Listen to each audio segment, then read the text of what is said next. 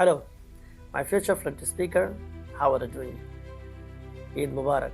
आज मैं आपको बताने जा रहा हूँ 3 इंग्लिश स्ट्रक्चर जो कि आपकी फ्लुएंसी को काफ़ी हद तक इन्हांस करेगी। बस आपको फोकस करना है और इसे अपने डेली कन्वर्सेशन में यूज़ करना है। मैं ग्रामर लेवल तक नहीं लेके जाऊँगा क्योंकि ग्रामर आपको कंफ्यूज कर सकता है। इसलिए मैं डायरेक्ट आपको स्ट्रक्चर प्रोवाइड कर रहा हूँ जो कि आपको मदद करने का बोलने में। So number 1, had it not been for. इतना बोलने के बाद हम अपने स्टेटमेंट को आगे लगाएंगे। वो भी जो सेकंड हमारा स्टेटमेंट होगा उसमें वुड हैव के साथ में वर्ब का थर्ड फॉर्म लेके जाएंगे। फॉर एग्जांपल जैसे मैं कहना चाहता हूँ कि अगर बारिश नहीं हुई होती तो हम घूमने जाते। एक्टिविटी है पास्ट की हम इमेजिनेशन कर रहे हैं प्रेजेंट में रिग्रेट के तौर पे। तो आप एग्जाम्पल के तौर पे कैसे करेंगे? had it not been for the rain we would have gone on the trip। अगर वह नहीं आया होता तो मैंने तुम्हें कॉल किया होता। had it not been for he came I would have called you।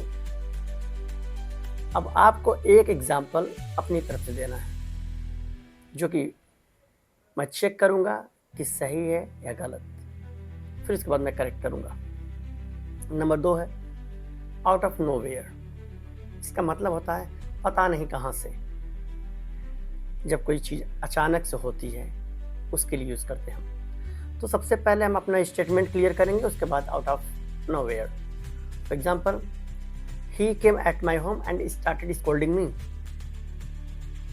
Out of nowhere, पता नहीं कहाँ से वो मेरे घर पर आया और मुझे डांटना शुरू किया। इसी तरह दूसरा एग्जाम्पल मैं देने जा रहा हूँ। पता नहीं कहाँ से वो मुंबई चली गई।